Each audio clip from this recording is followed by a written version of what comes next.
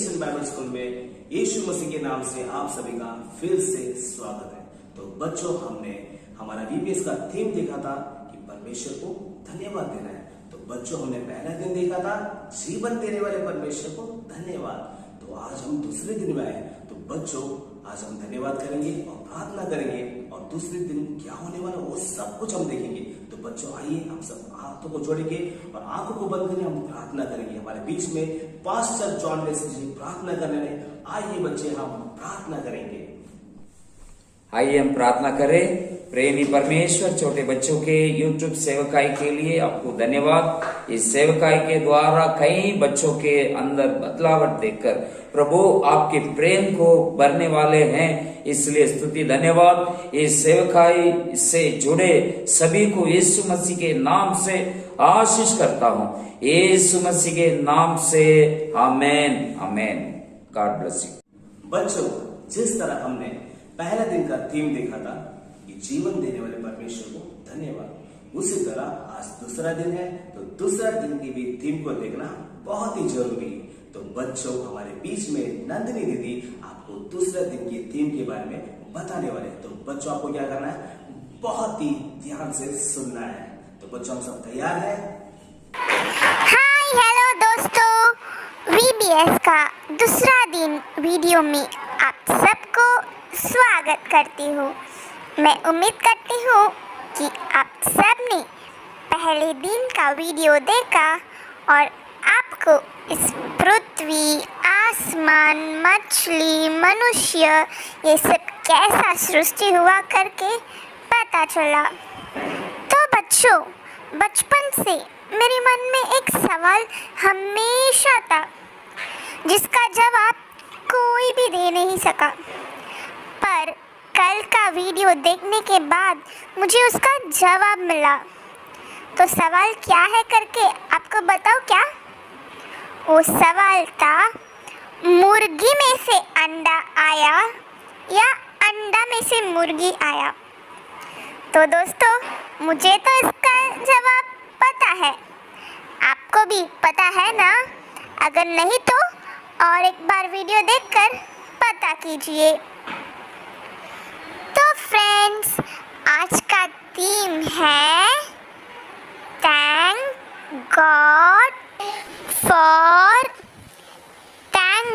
For किस चीज़ के लिए थैंक करना है गॉड को? अच्छा बच्चों, तो आपके स्क्रीन में 3 फोटो आया रहेगा।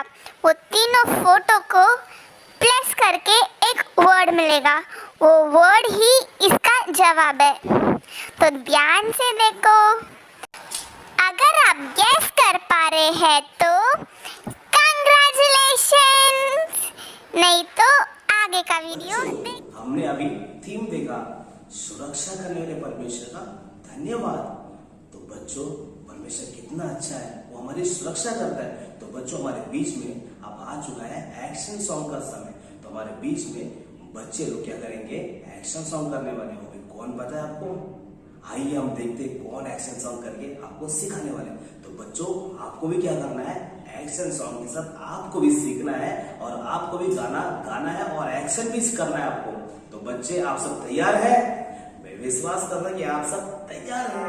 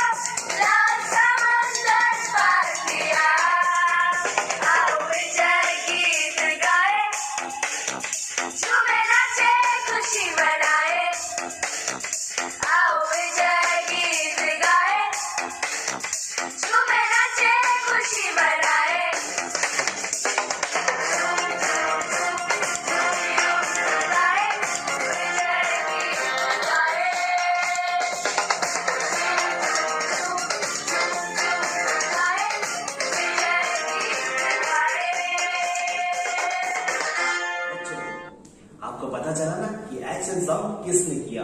तो बच्चों मैं आशा करता हूँ कि आप सबने एक्शन सॉन्ग का बहुत ही आनंद लिया होगा। तो बच्चों अब समय आप पहुंचा है कहानी का। तो हमारे बीच में जिस तरह हमेशा देव भैया नए नए कहानी को लेकर आते हैं, तो आज भी देव भैया एक नई कहानी के साथ आपको कुछ बताने वाले, कुछ सिखाने वाले। हमने पहला दिन किसके बारे में देखा था? हाँ बच्चों, सही कहा, सृष्टि के बारे में। तो आज भी देव भैया आपको कुछ कहानी बताने वाले। तो बच्चों आपको क्या करना है? ध्यान से कहानी को सुनना है और हमें समझना है। तो बच्चों बहुत ही ध्यान से बैठेंगे, आप वीडियो छोड़िए, कहां पर भी ना जाएगा, देखते रहिए। आगे देव भैया आपको एक अच्छा कहानी के साथ आपसे मुलाकात करने वाले हैं। हेलो बच्चों, कैसे हैं आप लोग? आज हमारा VBS का दूसरा दिन है ना। पहला दिन आपने बहुत अच्छे से एंजॉय किया, बहुत अच्छे से एक्शन सॉन्ग किया, बहुत अच्छा कहानी सीखा और बहुत सारे एक्टिविटीज गेम में भी आपने पार्टिसिपेट किया। आज हमारे दूसरे दिन में भी उससे भी कहीं ज्यादा हम स्टोरीज, मेमोरी वर्स और एक्टिविटीज और गेम्स को करने वाले हैं। तो आज हम किस सेशन में आए हैं? सही समझे, आज हम स्टोरी सीखने के लिए आए हैं। लेकिन उसके पहले जब हम पहले दिन को एक बार रिवाइज करेंगे कि पहले दिन में हमने क्या सीखा था, कि किसके लिए परमेश्वर को धन्यवाद करना है? जीवन के लिए, कि परमेश्वर ने संसार के शुरुआत में सब कुछ बहुत अच्छे से बनाया। कितने दिन में? 6 दिन में परमेश्वर ने सब कुछ बनाया और छठे दिन में परमेश्वर ने अपने विशेष रचना को बनाया। कौन है विशेष रचना? आप हैं। परमेश्वर ने मनुष्य को विशेष रचना करके बनाया। क्यों विशेष रचना करके? क्योंकि परमेश्वर ने अपने स्वरूप में, अपने हाथों से परमेश्वर ने आप लोगों को, मुझे और हर एक मनुष्य को परमेश्वर ने बनाया है और सबका अधिकार मनुष्य को दे दिया है। अब हमारा काम क्या है? हर एक बातों को संभालना है, हर एक बातों पे अधिकार रखना है और कोई भी चीज नष्ट नहीं होना चाहिए। इस बातों को हमें ध्यान रखना है। ये हमने पहले दिन में सीखा था। आज का हमारा थीम क्या है? सुरक्षा के लिए परमेश्वर को धन्यवाद। सुरक्षा मतलब क्या होता है? हम कभी भी मुसीबत में पड़ेंगे तो उस समय हमें जो सुरक्षा देने वाला रहता है और हम उस मुसीबत से बाहर आना है, उस बातों को हम सुरक्षा करके बोलते हैं कि हमें सुरक्षा हमेशा जरूरत रहता है। कभी हम रास्ते पे चलते हैं, वहां पर हमारा एक्सीडेंट हो सकता है और हम अलग अलग जगह पर जाते हैं, वहां पर हमें कई दुर्घटना हमारे साथ हो सकती है। लेकिन इन सब बातों से परमेश्वर हमें हमेशा सुरक्षा देते रहते हैं। इन बातों के लिए भी हमें धन्यवाद करते रहना है। तो आज का हमारा थीम क्या है? सुरक्षा के लिए परमेश्वर को धन्यवाद करना है। तो आज इस विषय के बारे में हम और गहराई से और जानकारी को लेंगे एक भविष्यद्वक्ता के द्वारा। भविष्यद्वक्ता पता है क्या होता है? जो भविष्यवाणी करता है आपके बारे में, भविष्य में क्या होने वाला है, उन सब बातों को परमेश्वर उसके ऊपर प्रकट करता है। तो ऐसे लोगों को हम भविष्यद्वक्ता कहते हैं। तो भविष्यद्वक्ता के बारे में जानकर हम आज के थीम को और ज्यादा सीखेंगे। आज के हमारे भविष्यद्वक्ता का नाम पता है क्या है? उसका नाम है योना। योना नाम है उसका। वो हर जगह पर जाके भविष्यवाणी करता था।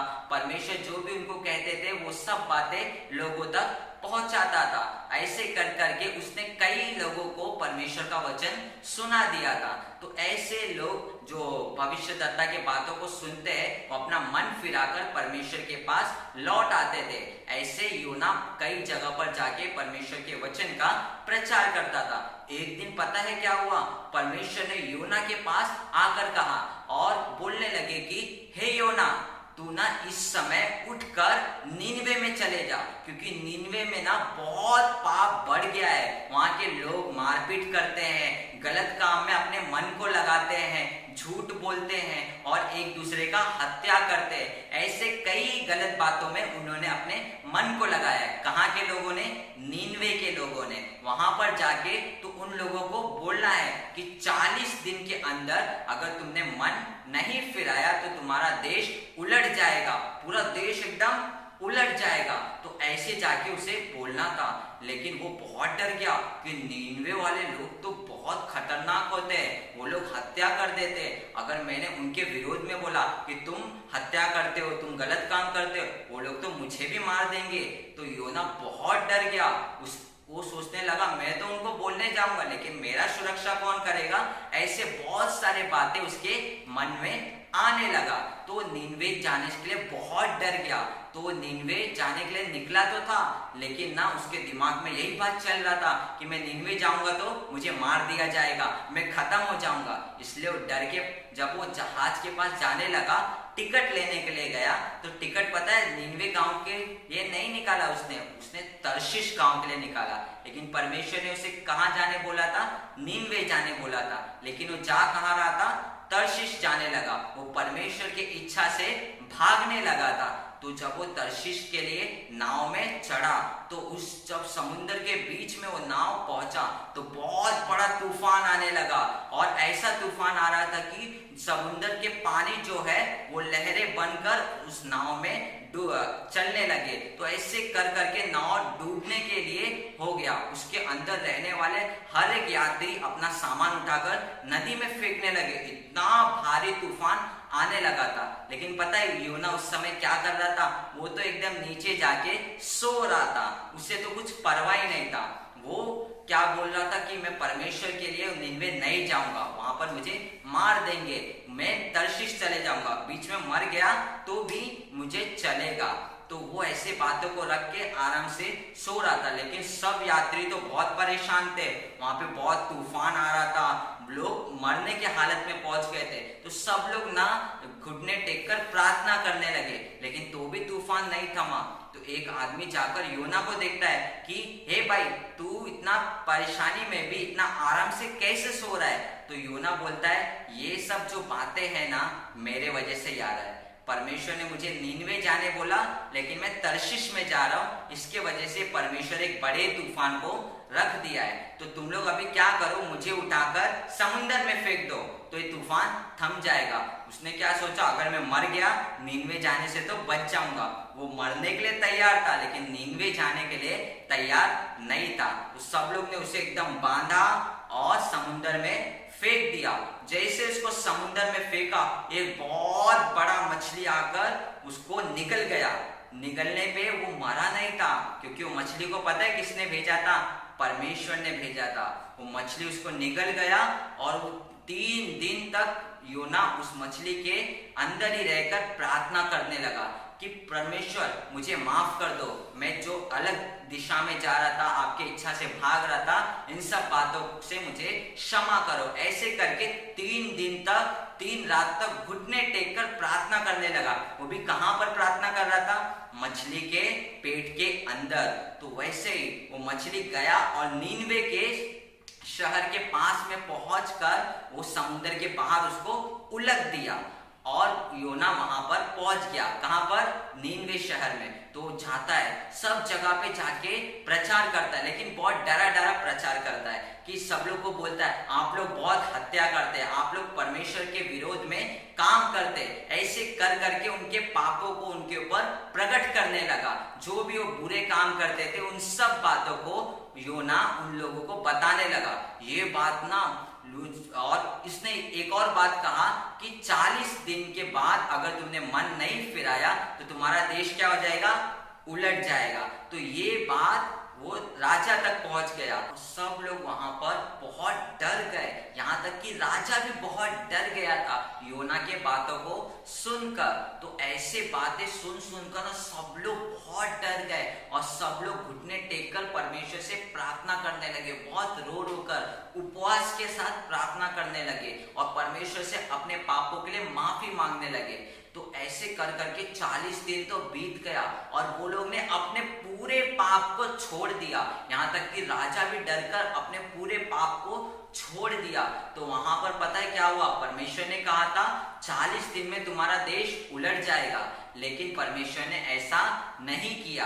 पता है क्यों? क्योंकि पहले तो वो लोग पाप करते थे, हत्या करते थे, एक दूसरे को मारते थे, झूठ बोलते थे, लेकिन उन्होंने परमेश्वर से प्रार्थना किया, वो लोग माफी मांगे और अपने हर एक काम के विरोध में काम करने लगे, अलग काम करने लगे। जो जान लेते थे वो लोग एकदम प्रेम से रहने लगे।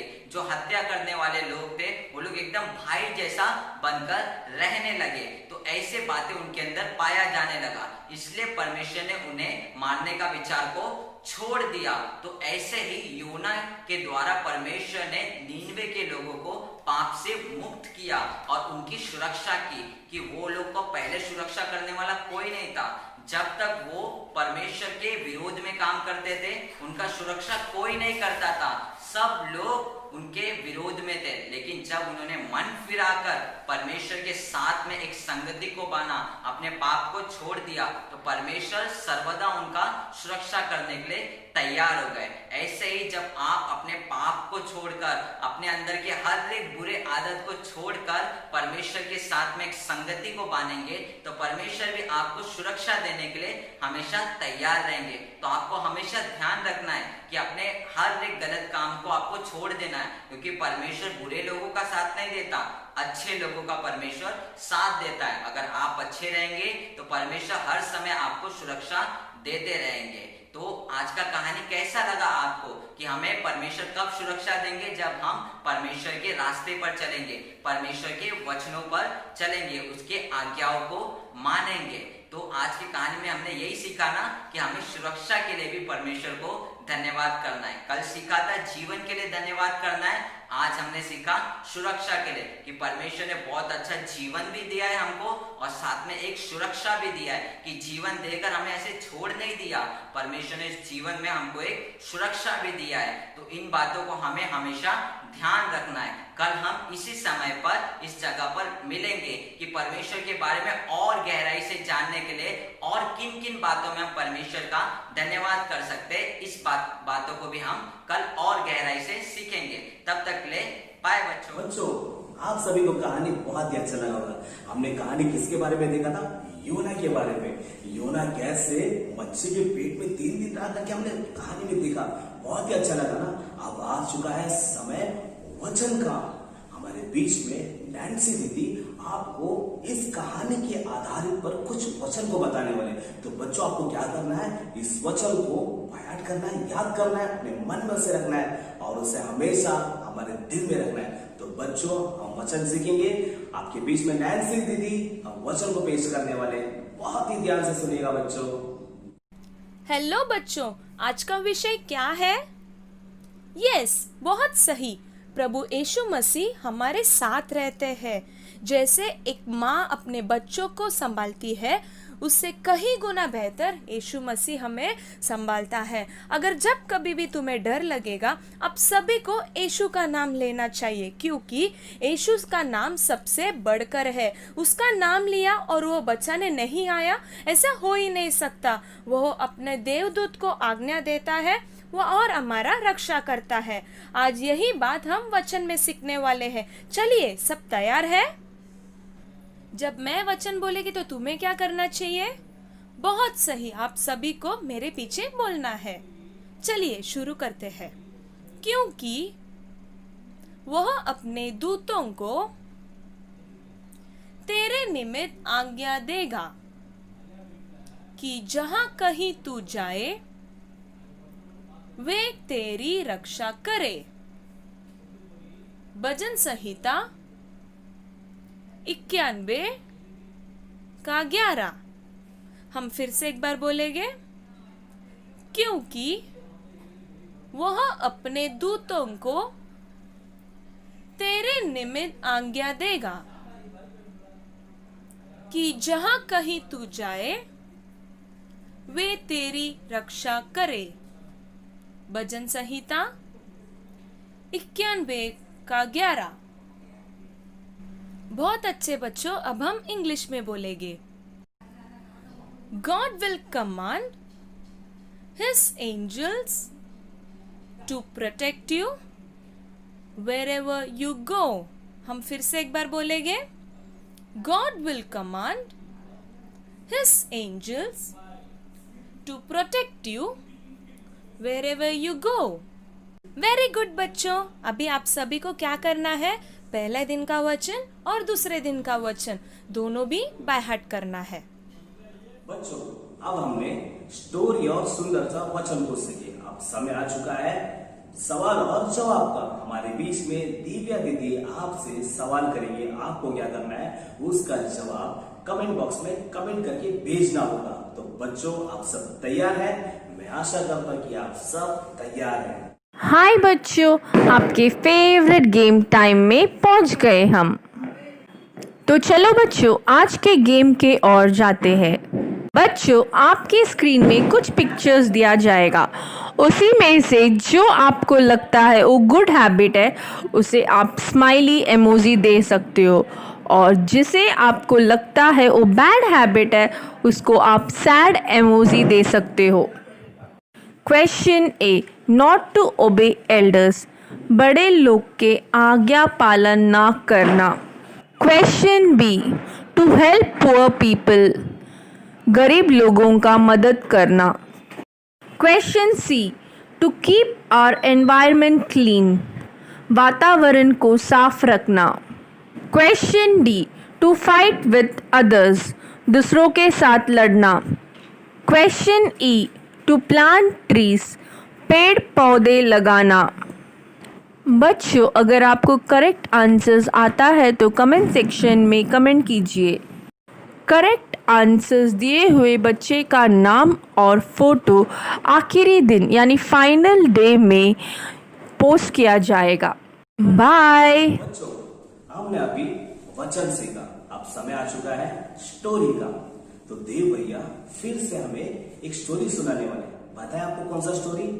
आईवन वनिया के बारे में। पता है ना, उसने परमेश्वर को ग्रहण किया और आखिरी में उसके सामने एक चुनौती आ गया कि उसे मिलिट्री भी जाना था और वो प्रभु पर भी विश्वास करता था। तो हमने स्टोरी यहीं तक देखा था। तो आइए देव भैया उसके आगे की स्टोरी को आपको आज के दिन बताने वाले। तो बच्चों, बहुत ही ध्यान से सुनिएगा। ये स्टोरी आपके जीवन में काम आएगा और आपके जीवन को भी बदल सकता है, और स्टोरी से आपको सीख भी सकते हैं। तो बच्चों, हम स्टोरी देखेंगे। हेलो बच्चों, कैसे हैं आप लोग? आज हम मिशनरी का फिर से एक बार स्टोरी सुनने के लिए आए।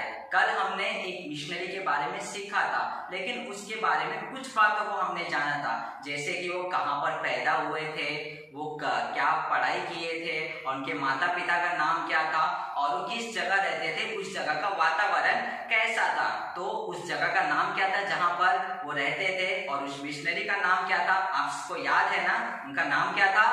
सही समझे, उनका नाम है आइवन वनिया। और वो कहाँ पर रहते थे? सोवियत यूनियन में। और उस जगह पर क्या क्या होता था? वहां पर बाइबल पढ़ने देते थे क्या? नहीं पढ़ने देते थे। प्रार्थना करने देते थे?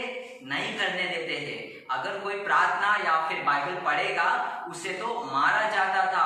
सिर्फ मारा ही नहीं, वो जब तक मर नहीं जाता उतना भारी पनिशमेंट दिया जाता था। लेकिन ऐसे परिस्थिति में भी हमारे आइवन वनिया अच्छे से बाइबल को ध्यान करते थे, प्रेयर करते थे और परमेश्वर के बारे में लोगों को बताते रहते थे, क्योंकि वो डरते नहीं थे।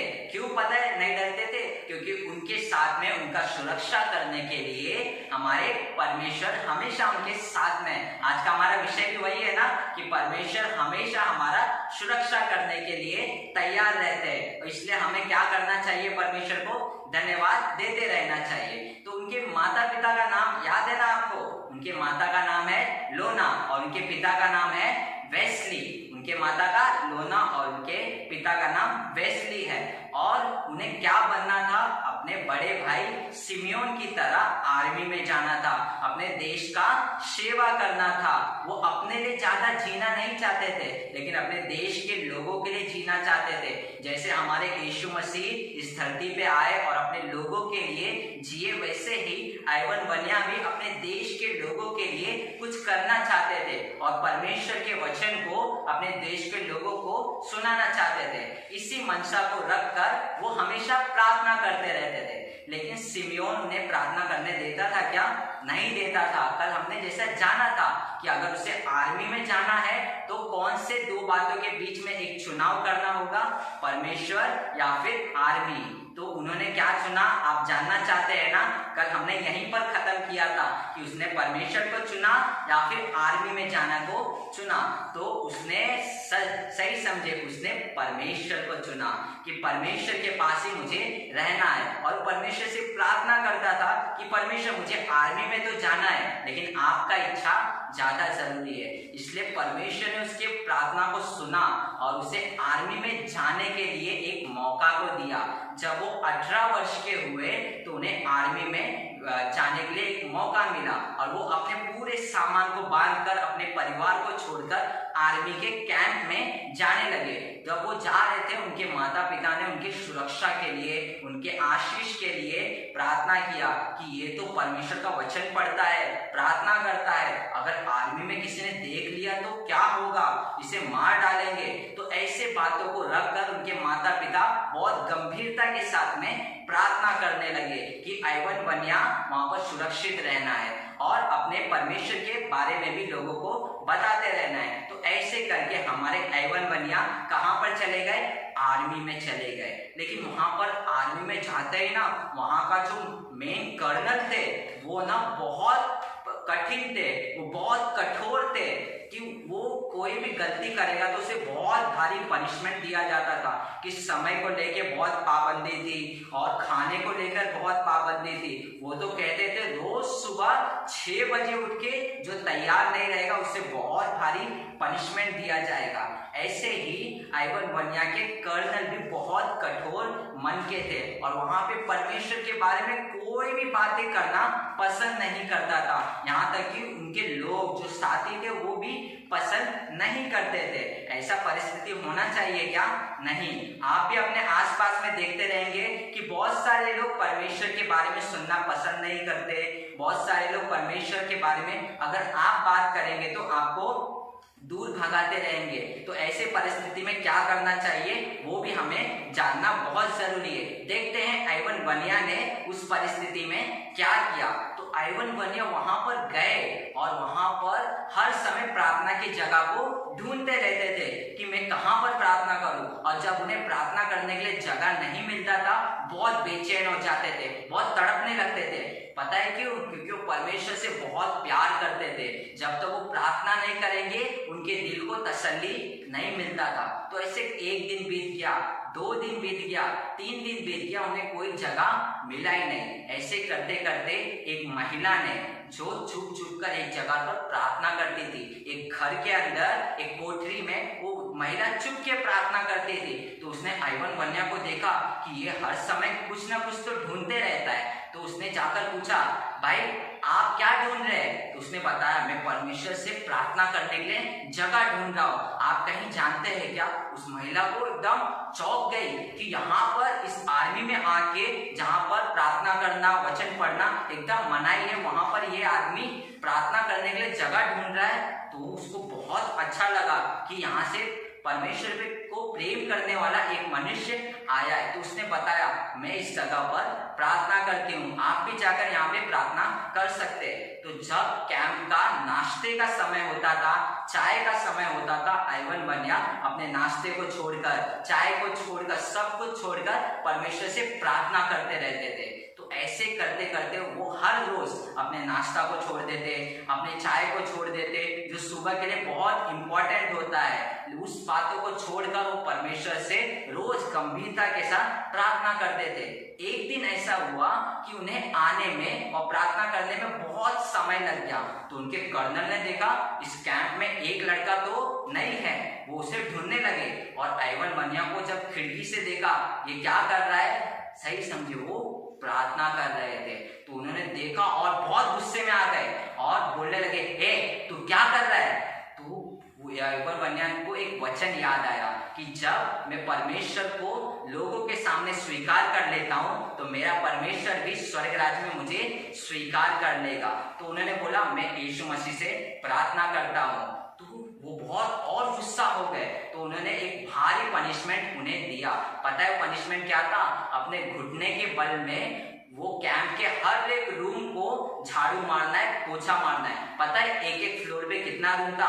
50-50 रूम। ऐसे कर करके 10 फ्लोर में, मतलब कितना सारा 500 रूम के अंदर उन्हें पोछा मारना पड़ा, वो भी एकदम घुटने पे रहकर। लेकिन वो भी कुछ समय तक उन्हें दर्द तो दे रहा था, लेकिन वो जब परमेश्वर के गाना को गाने लगे वो दर्द भी एकदम चला गया। तो जब आप ऐसे परिस्थिति में आते जहाँ पे परमेश्वर को जानने वाले कोई नहीं रहेंगे, परमेश्वर को देखने वाले, ढूंढने वाले कोई नहीं रहेंगे, लेकिन परमेश्वर कोई ना कोई मार्ग खोलकर आपकी सुरक्षा के लिए एक तैयारी को करके देता है। कि उस समय पर लोगों को मार दिया जाता था, लेकिन ये तो बहुत छोटा पनिशमेंट के द्वारा ही आइवन वन्या बच गए, इसके लिए वो बहुत धन्यवाद करने लगे कि मैं तो और भी दिन जिंदा रह सकता हूँ कि परमेश्वर के बारे में लोगों को और बता सकूं, अपने दोस्तों को बता सकूं। ऐसे करते करते उनके बारे में लोग बहुत जानने लगे, उनके आस पड़ोस के लोग, उनके दोस्त जानने लगे कि इतना भारी पनिशमेंट के बाद भी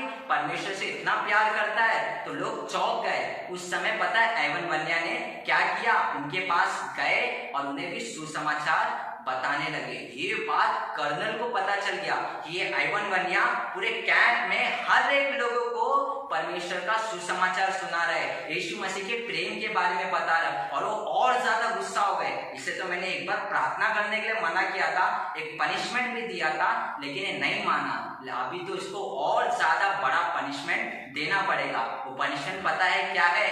वो आज नहीं, हम कल जानेंगे वो पनिशमेंट क्या था और उसमें से परमेश्वर ने उन्हें कैसे छुड़ाया। उस बातों को हम कल जानेंगे। और एवन वन्या के जो भी प्रचार करने का काम था और उनका मिशन का काम था, वो सब उन्होंने कैसे पूरा किया, उन बातों को हम कल जानेंगे। तो आज हमने क्या क्या सीखा कि कोई भी परिस्थिति हो, परमेश्वर हमेशा हमारी सुरक्षा करने के लिए तैयार रहते हैं और उस बातों के लिए हमें सर्वदा उन्हें धन्यवाद करते रहना चाहिए। तब हम कल फिर इसी कहानी को आगे बढ़ाएंगे। तब तक के लिए बाय बच्चों। हम दूसरे दिन के वीबीएस में आ चुके हैं। तो बच्चों, हमने सॉन्ग सीखे, वचन सीखे और स्टोरी भी देखी। तो बच्चों, अब समय आ चुका है एक्टिविटी का। तो हमारे बीच में चली दीदी आपके सामने सुंदर से एक्टिविटी को पेश करने वाले। तो बच्चों, आपको भी क्या करना है, उस एक्टिविटी को देखना है और सीखना है और दूसरों को जाके आपको बताना है। तो बच्चों, आप सब तैयार है? मैं आशा करता हूं कि आप सब तैयार है।